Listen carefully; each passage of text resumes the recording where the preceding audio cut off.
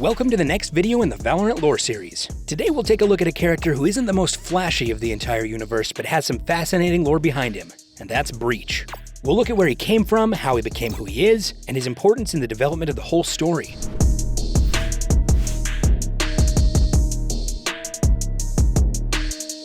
To begin with, let's answer a question that often manifests itself in the Valorant community. Is Breach actually a Viking?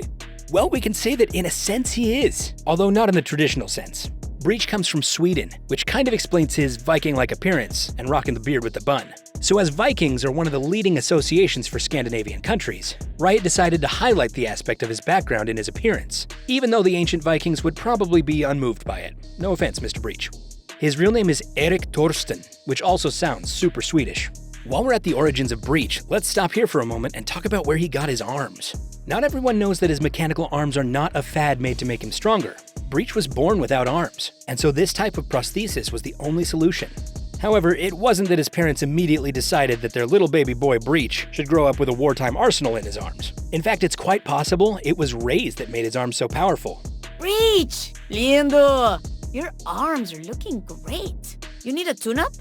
Breach has a super friendly relationship with Raze, and some even believe they were both working on some shady stuff. Which leads us to our next question about Breach in this video. Was he a criminal? As Breach was growing up, he found himself stuck in really tough situations, which prompted Breach to become a criminal to survive in the real world. In fact, he later grew up in a criminal family, but because of Breach's disability, he was underestimated and spared. And as in many superhero stories, you probably know what happened. Breach got angry about it and decided that no one would ever mistreat him again, and so he became one of the most notorious criminals to prove himself to the ones who spared him at the cost of his freedom. And as you might know from our lore video for Raze, she also had some criminal background, which is why it's highly possible that they were indeed partners in crime for a long time. His crimes were also a reason why he joined the Valorant Protocol.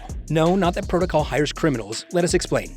He had to hide for a long time to not get punished for all his wrongs. At one point, Viper, seeing his potential, decided to give him a deal to join Protocol, which would later clear him of all the charges he had accumulated over the years. And so that was when Breach decided to join the squad, where he eventually made some good and bad relationships. While Yoru thinks Breach talks too much, characters like Raze and Skye really like Breach.